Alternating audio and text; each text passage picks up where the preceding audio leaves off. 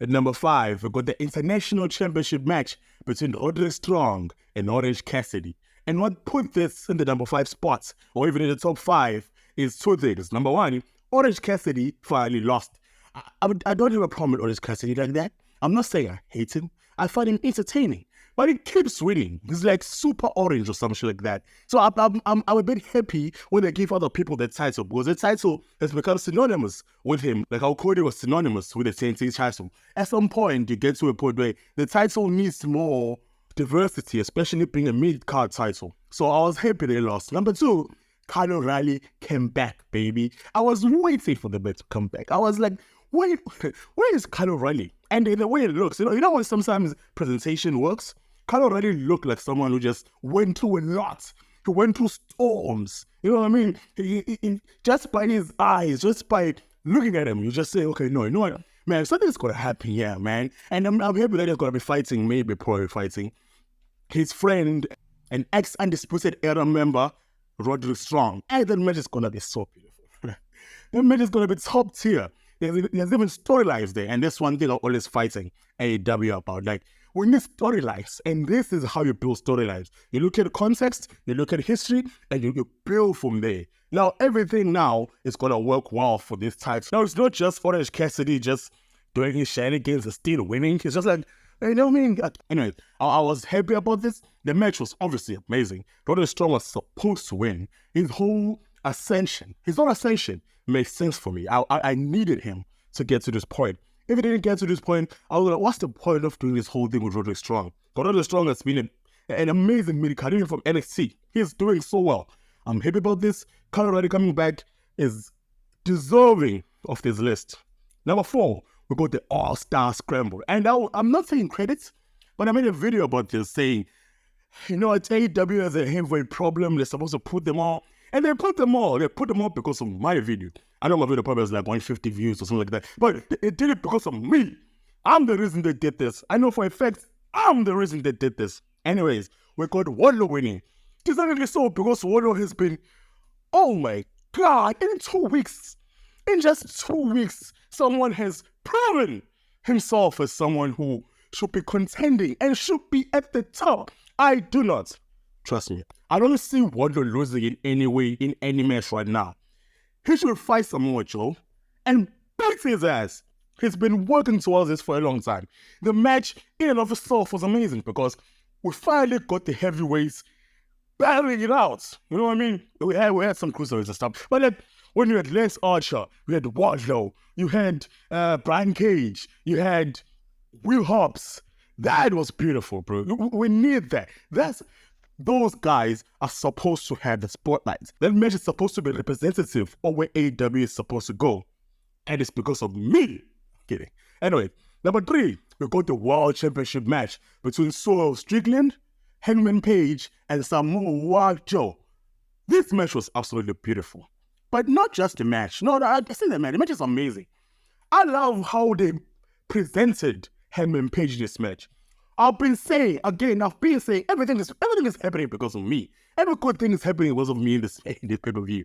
But Hangman Page was supposed to be turned heel during the time when he was feuding with Kenny Omega. I'm not like for the title. After, where they like kind of like came back together when he was starting, you know what I mean?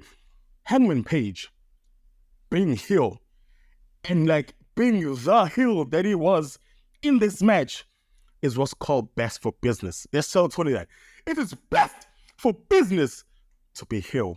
Swerve Strickland did a great job, and I see that they protected Swerve. They didn't want him to sit there, the pin.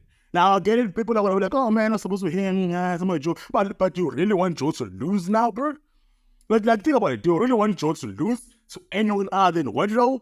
Nah, bro. Like think about that. But it's amazing. Shout out to Hangman Page. Shout out to Samoa Joe. Shout out to Swerve Strickland. But Hangman Page, man, I want you to get more vicious. I want you to get more mean. I want you to yell more in your promos. Because you're killing it, bro. Shout out to you, man. And number 2, we got Ospreay versus Takeshita.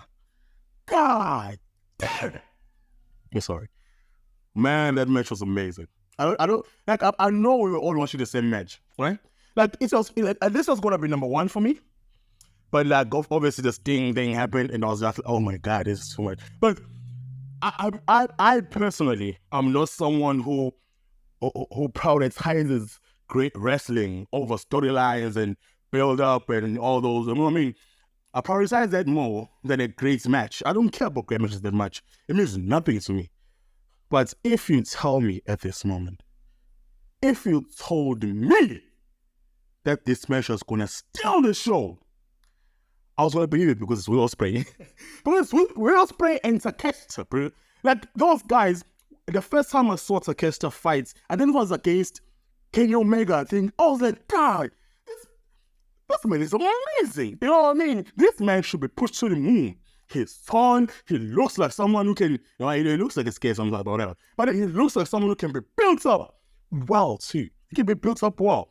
Shout out to this match. Will Ospreay. I think I would say Will Ospreay might save AEW.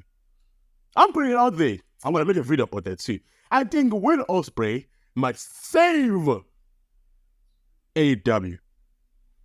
At this moment, when I see Will Ospreay, when I heard about Will Ospreay and watching in Japan, I was like, oh man, it's not the Japan guys. You know what I mean? It's a Japan guy. It's that guy. You know what I mean? It's whatever. He's gonna go to WWE. I don't care, whatever.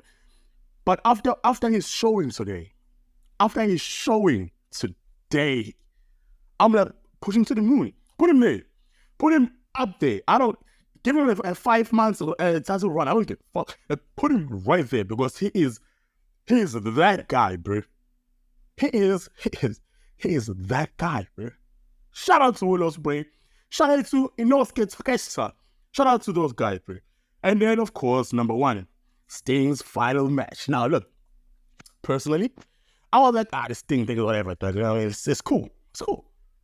Oh, but man, that was a fucking amazing match. I was scared for him all the time. That's my problem with these old guys who come back to wrestling. I'm scared they're gonna die.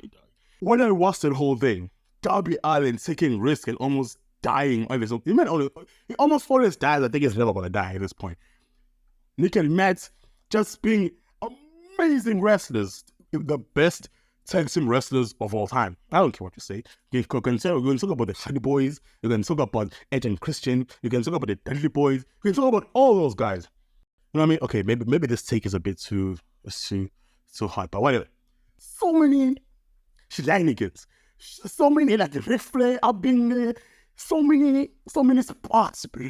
So many spots. God, and they won. I actually thought I was going to lose. I'm not going to lie to you. I thought I was going to lose because it was retiring. But it was going to be like, oh, okay, he lost, whatever it is. And then he actually won. And then I was watching this media scrum, like right now, where Tony Khan said they're going to vacate the title and they're going to be doing a tournament probably. I was like, okay, no, it makes sense. But then, yeah. But whatever. Great match. Great still of Sting. Thank you, Sting. I didn't grow up watching you, I'm not going to lie. But with everything I've read, there's so about you, you're a goddamn legend, bro. Shout out to you. You know what I mean? I don't know what to say, man. I'll make a video about how to save AEW, and I'll be right again. You're gonna come back to this channel and say, you were right, bro. It's because of you. It is. Thanks.